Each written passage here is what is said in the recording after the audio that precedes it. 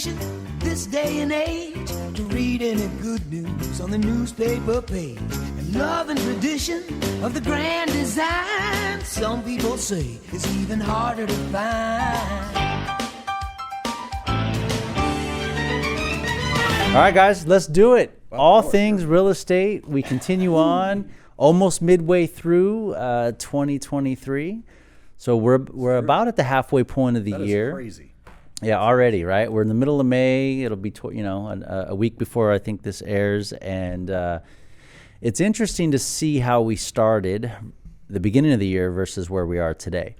I was looking at some numbers yesterday. I actually had the opportunity to speak on a panel in front of about 250 real estate agents yesterday throughout the state of California, talking about best practices and how to create opportunities in this market.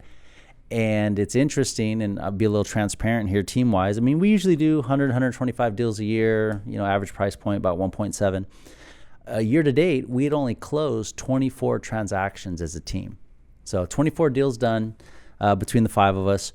But if you look at what we currently have coming on the market, we have like 21, 22 properties. 24 now. All right. Well, yeah. Can we get the director to turn the headsets down a little bit? Just a little bit. Just a little bit. Sorry to interrupt. Hey, no, the important stuff. Yeah, so we have about 24 coming on in the next 60 days. Nice. Yeah. So, great. Great for us, great for our clients. Absolutely. But, it is showing that the Santa Clara, Silicon Valley, Bay Area real estate market remains resilient. I mean, what did we have? A 6-month dip? And now prices are shooting back up, right? I'm not even going to go into stats today because they haven't really changed much for the last couple of weeks. And I don't think it's going to change much as we get into June and July, which historically are our highest inventory months. And so we continue to see, tremendous amount of activity. And this is the interesting thing. There's a lot of gloom and doom people, right? The recession's coming and the debt ceiling and all of that stuff. But at the end of the day, when we look at, a lot of people say, well, people are losing their jobs, so there's going to be foreclosures coming and that sort of thing. Well, if you look at it statistically, nationwide, the mortgage delinquency rate is at 3.56%. That is the lowest mortgage delinquency rate since they've began tracking these numbers all the way back to 1979. And a lot of that is due to the job market and unemployment rate being historically low. And so, when you read the nationwide news about, home prices crashing and all of that stuff, one, it's rebounding nicely just about everywhere. Two, our market, we're almost back to where we were in May and June last year. I mean, it's interesting. I wouldn't say we're recession proof, but we're definitely recession resilient. Right? Mm-hmm. And there's it's interesting. We had a nationwide speaker come and spoke to our agents, and he was even talking about, the recession, it's here and it's coming and everything. And, when you look around, look at our restaurants, look at, the habits of people in our area, there's still so much overabundance of money out there. Mm-hmm. In our area, they're not changing their habits. I mean, they're still buying the expensive cars, going to the expensive dinners, buying the expensive houses and everything. So, to your point, and we talked about this in one of the last podcasts, where it's almost like our numbers are hitting where the peak of the market was a year ago. I told a client earlier this week, very blunt and transparent, I think you missed the market again. Right, they should have bought 6 months ago. I think we had it, and now again, it's... We highlighted one of our properties last week, and it was right before we took the offers, and I think the comment was we were going to expect 20 offers on it to go for 1.3. We had 49 offers on that property, and the highest offer was 1.5. We wound up settling around 1.41 on it for financial reasons, as far as they couldn't prove their finances. But anyways, I mean, it's crazy. So, I mean, I understand the doom and gloomers out there, Chicken Littles running around. Sure. And I still say at some point we're going to have to pay back, and we're not recession proof. We are resilient, so it will impact us at some point. And I do believe a recession is coming. It's part of our cycle, right? Historically. Course. So whether it comes Q3, Q4 of this year, Q1 of next year, it's bound to happen. Yeah. Credit card debt's at an all-time high and, all of that. But if you look historically at home prices during recessions, 4 out of the last 6 recessions, home prices actually went up. Right. And out of the 2 where they actually dropped was the whole global meltdown back in 07 and 08. So, for people waiting for the market to crash or for the recession to come, don't, right? I mean, we have these, like Ben just said, the best time to buy would have been sometime in, 6 months ago, back in January or December. We have preached since day one, don't wait for the market to turn either way, buy now. And as long as you're into this for the long run, it's a marathon, not a race. You're gonna hit that 8.8 a year appreciation, no matter up and down. The challenge we have are agents who've been in this market only the last 10 years, and the consumers have only been in the last 2 years, been very spoiled. Yep. Right. And now it's like, I mean, it's so funny, David. I know we've been through 2 or 3 of these cycles, maybe even 4. And every time you get that where it's going up, and people say, "Oh, we're never going to retreat. We're never going to go down. We're like Singapore, Manhattan." Right. It's like, well, you know what? Those areas go down too, and we do cycle. At some point, you got to give it back. But, we know where the market's at today. That's the only thing we know. And then when prices drop, people will say, "Oh, it'll never go back up to where it was before." And then it always does, and then goes higher than Absolutely. I mean, we're in such a unique area. And to piggyback on I don't know if you're going to talk about this later, if you want to just bring it up right now. The property we had, just recently that we went pending on, a complete teardown. Yeah. A crazy number just for stats in this area. 50 people have all cash. And they're looking. And there's not even 50 homes on the That's market. what I'm saying. There's 50 people with all cash who are looking in the 95124 who will buy anything, including dirt and that's a good to live point. on. Out of the 49 offers, there was only one that wasn't all cash. Yeah. And it just proves to show that in this area, quality and location sells. And especially... And who you hire, who you work with. And who you work with. matter. And I think in a shifting market especially, and I bring up that word quality, Santa Clara is a great area because they're holding values price per square footage well. To not look at areas with schools, but you look at 2 properties the exact same right next to each other. One's dialed in or updated and one's not. The one that's not is still sitting there. Right now in a shifting market, people are more willing to put their money down and finance it than put so much money down and take out more liquid cash to fix it up if it's not in the right location. It's interesting. I just came back from a mastermind, going back to that house. We don't need to beat a dead horse, but I think it's a great example of where the market's at. So we had a couple agents in this mastermind who sold a house on Noella, fully remodeled a year ago. Fully remodeled. It sold for 1.5. Mm-hmm. And the only thing that was halfway good on this house was the foundation. And it had a crack in it, and it sold for 1.4. Mm-hmm. I mean, it's just crazy. Absolutely. I think so. I have an offer out right now in Milpitas for an attached 2-bedroom single-family home. The price point last year at the peak of the market is 1.15. Okay. Right now, the agent has 3 offers in hand at 125. So it's like 100,000 over what the peak of the market was. Mm-hmm. And my client has the opportunity to match it because we establish good relationships with the other agents and get them that opportunity. But at the end of the day, it's like they ask, is it worth it? Right? Is it worth it to pay 100K more? And the answer is. And the answer is, it depends. The answer is absolutely. Was the home dialed in? Was it updated? Yes. And that's what I mean. It's Well, quality. and- Quality continues to sell. And if they're worried about their home appreciating, just wait till the recession comes and interest rates drop, because then home values are going to go up even higher, because then you're going to have more people back in the affordability bracket for homes. Absolutely. The reason I said it depends is because of their timeline. If they're only looking for a 3 to 5 year timeline, paying 100,000 more at this point, maybe for any I would home, argue that. I would argue that. They would need to have a long enough timeline to recoup that investment. That's all, right? Like, and there's no other sales since the last 6 months, so this would become the next norm. So I was like, regardless of what you pay, this would be your this would be the next comp that people look at for the similar home that goes on the market. So and everybody that didn't get their offer accepted is going to be more aggressive on the next one. Of course. Exactly. Absolutely. So Interesting. Cool. All right, I want to switch gears. I tried to bring this up last podcast, but there wasn't enough of us to have this conversation. I want to talk about, in Santa Clara County, all the different communities we have. There's pluses and minuses to all of them, right? Minuses. I mean, there are a little bit, right? There's benefits.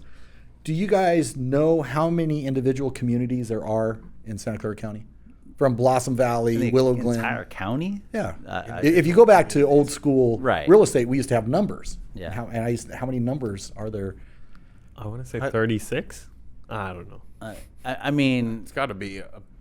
It's like 23. There's 23. yeah. It's 23, maybe 26, 27, right? Because it used to be, instead of saying Morgan Hill Gilroy, it was Area 1, right? Right. So I want to go around the table. What's your favorite community and why? Well, my favorite community is the one I live in, right? There you go. Well, and I will explain why. So most people, if you ask them, because when we talk about zip codes, most people, if you ask them, do you know where 95139 is? Most people don't know, right? It's not something that's not a Willow Glen or Cambrian, right? Or traditional Blossom Valley. And as long as I had sold real estate, I hadn't really done anything in that zip code as well. It's the southern tip of San Jose, right? It's the last little enclave before you head down Santa Teresa towards Morgan Hill. And for a lot of people historically, they didn't want to go that far south in San Jose. And, you know, lo and behold, my wife and I went out looking at properties one day, found a house that sits right up against the foothills, half-acre lot in San Jose.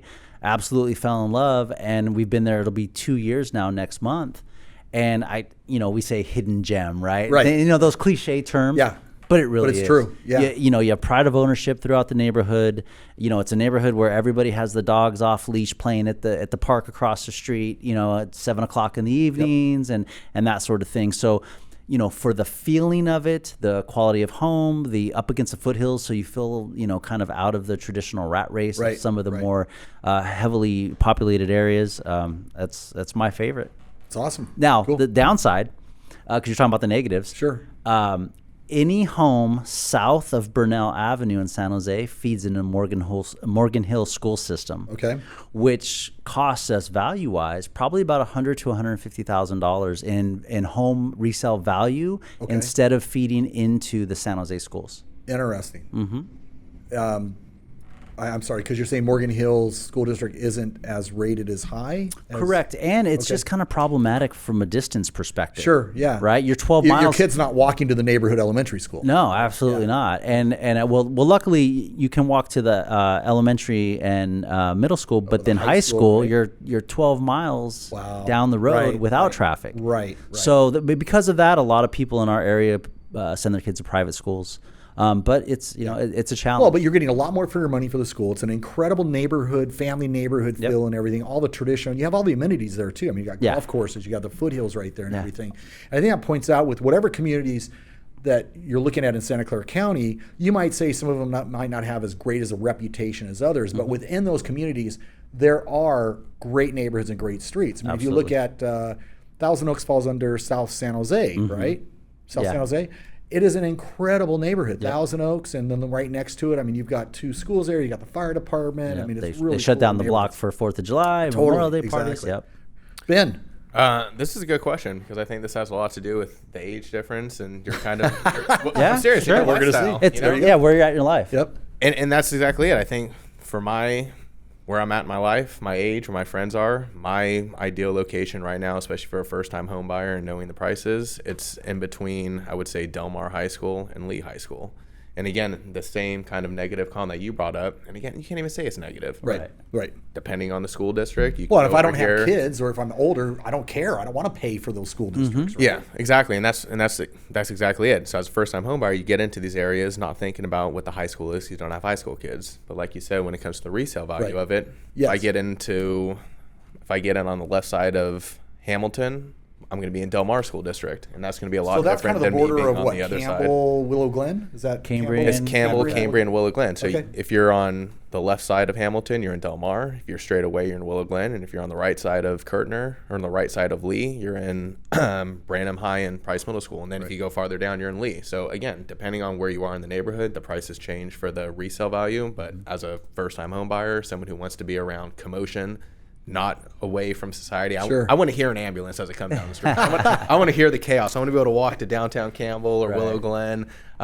So for me, that area has to be, or my location, 95124, Cambrian, Willow Glen. And is that currently where you're living now? Correct. Yeah. Interesting. There you go. Okay. And that's off from where I grew up.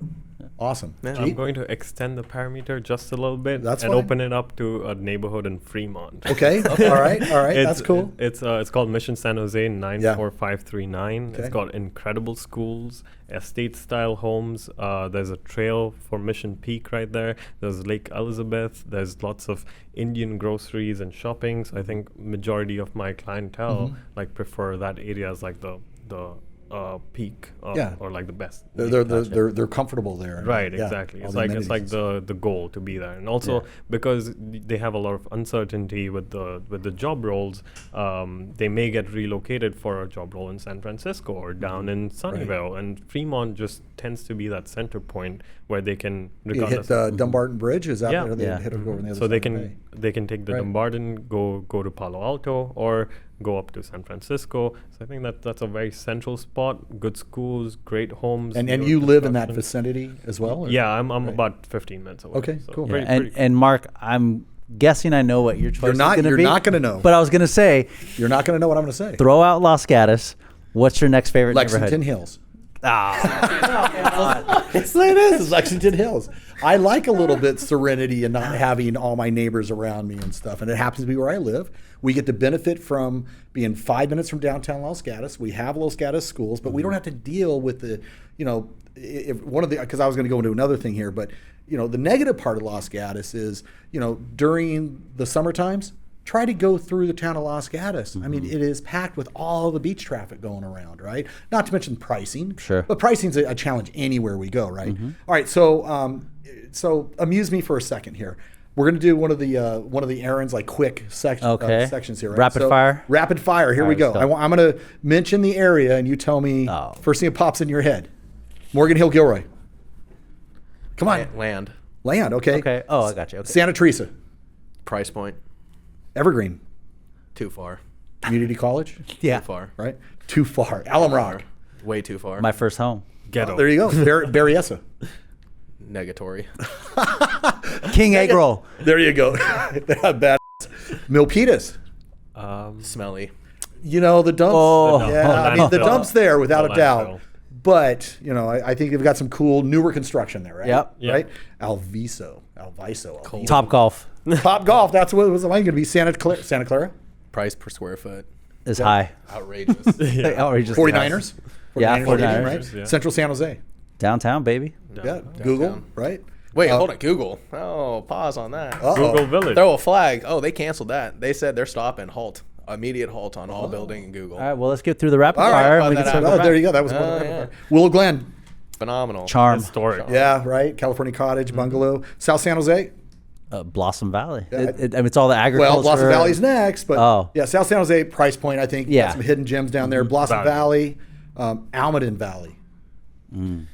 Leave it to Beaver, Yeah. Yeah. right? Almaden Valley, I feel like This is if you're rapid okay- fire. yeah. This is Drive. rapid fire. Drive. Drive. Drive, really? Yeah, that's a one Cambrian, biggest area of San Jose. Value. value. Value, really? Yeah. Okay. Campbell, incredible downtown. Yeah, great downtown. Outlook of the future, large. Okay. Yeah. Los Gatos, Montesreno.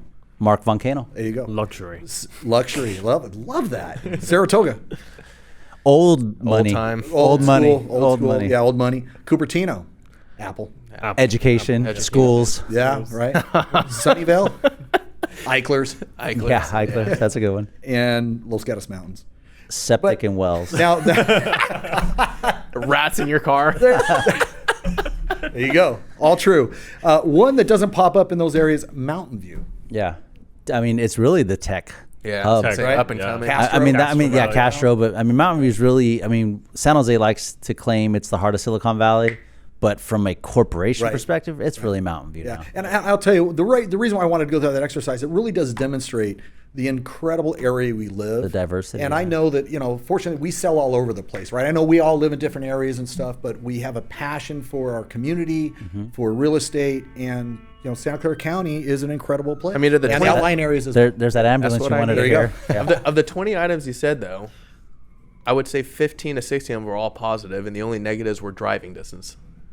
Well, I mean, Well, there's You know? positives And in that's what I'm every. saying. There's more positives out there in different locations than there are negatives. So 100%. again, as first-time home buyers, 100%. don't just go straight to the negatives that you hear of these locations. Well, Go in depth and actually look at and these also look at the be aware neighborhoods. that you have options. I remember when Dee Dee and I first moved in here, because that's where she was at. I was from Los Gatos and stuff, and it was like, that's where we want to buy, right? Well, we quickly realized we couldn't buy what we wanted to. So we actually wound up going over to Scotts Valley, which is a really cool little community right across on the hill there, and we got what we wanted. New construction. We could afford it. And then ultimately we moved into Los Gatos, right? So there's stepping stones. Generally speaking, the first house you buy is not going to be your end all house. It seems like I actually don't even want to say older generation. It seems like the wiser men, the wiser adults. It seems like the adults in our lives knew how to take that idea and really harness it compared to our generation. But we weren't who doesn't want entitled. to do that. But it's the same thing. We worked for what we got. My best friend's parents, they started and lived in Newark. Sure. Newark, and then slowly moved down. Yeah. Now they have a phenomenal home in Campbell. They got another home at the beach. Life's a stepping stone. It's But a for our marathon. generation, for some reason, we just Entitlements. You want it all now. It's a microwave mentality. Look what my parents got. I got to have the same Yeah. thing right now. You know I don't wanna that's wait. a good segue to home ownership and affordability, Yes. right? Because that's probably outside of lack of actual housing, the other issue we have is affordability. Right. And so, but what we do have is higher paying salaries here. I was thinking about, well, how can, two friends that may never be able to own a place on their own pull together resources and actually own something where they would get the benefit. And so I ran some rough numbers. The average rent for a 2-bedroom place in San Jose right now is $3,357 a month. Okay, so $3,357 a month average rent for 2-bedroom. So if I'm a late 20s, early 30s, individual here in the Bay Area, I'm probably making $70,000 to $85,000 a year. On the low end, potentially more. Sure. We know through our overhead and head count. Well, if you had two people that made $75,000 to $85,000 a year, say two friends, Ben and Jeet, get together and want to buy a place, you can purchase a decent $850,000 condo or townhome in our market right now. Inventory is low, but they're out there. You can put 3.5% down, which is about $30,000, or $15,000 a piece. Could also be a gift from your family, cash out some 401k or something. Your payment, all in, property taxes, HOA, mortgage insurance, and mortgage, you're about $66.93 a month. Mm-hmm. So again, that is almost exactly what each one of you would be paying if you had a 2-bedroom place on your own. And so, sometimes it takes a little bit of that outside the box thinking, well, I'm going to wait till I get married or wait till I save up more money. Well, how about find a friend that's in a similar situation that you trust and is responsible, and go in and buy that house, because in addition to the equity growth, you get the principal, you get the principal reduction, the tax write-off, or you just throw your money away paying rent. We sat down, my first buyers of this year started off with one friend. We're looking at a property, brought his other friend into it, had a sit down conversation of what we can do in the next 3 years. If both of you put down the X amount of money, your jobs are stable. They're both in the police force. We know what they're going to be making in 5 years. Yep. We sat down, figured out a plan of how they're going to get this home now, and then each of them are going to get their own home in the future. Yeah, that's awesome. Well, and I think it really, though, it comes down to personality. Well, you have to be okay with that buddy in your home with you. You have to. But again, a lot of It's people, a marriage almost. Well, Yeah. it's just like you said about us generation wanting everything that we can't have. It's the same mentality as being. I don't want to be with a buddy, then I have to own it with a buddy. It's the same mentality. You got to get over. gotta It's start getting somewhere. into the game. I mean, I'm going to a property today that was in 2006. So, okay, I mean, we're almost talking 15 years, which I know sounds a long time at a younger age. But that house was $600,000. It's now $2.5 million. in 15 years. In 15 years. Yeah. Right. And I know we probably have example after example of how things, maybe they haven't gone up $2 million, Right. but maybe it's 10-year ownership or 7-year ownership that's gone up $1 million. And that, I mean, right? you know, Get in the game. Yeah, and that net equity of 1.8 million. I mean, that's life-changing wealth, But right? totally. And the other key thing is, as we just went through all of these different neighborhoods, you don't have to pay $2 million for your first house or even $1 million. There are 2 bedrooms out there for $650,000, $800,000. I'm putting on a 2-bedroom, 1-bath home in central San Jose this week for $750,000. No HOA, right? Right. And big lot. Absolutely. So there's room to grow, room to build. So there are opportunities out Absolutely. Cool. there. All right. Good Anything conversation, else? gentlemen. Short and sweet today. Quick mustache minute, just before we Go go. for it. If you're a buyer in the market and you are questioning what the property is pending for, or you don't want to write an offer and you want to call the agent afterwards to find out what it's pending for, just write an offer. It does not cost money to write an offer. We do it for free. It's free. Just tell us the price point. We write the offer, and you're more than likely going to get an email back from the agent saying X amount of offers in this we're pending at. Don't be scared to write an offer. Love it. All I right. don't write offers for free. Yeah. If you want to work, if you want somebody that works for free, call Ben. I'm reasonably priced and worth every penny. There you go. I love it. All right. All right. All right, guys. We'll see you next time. Take care. Thanks.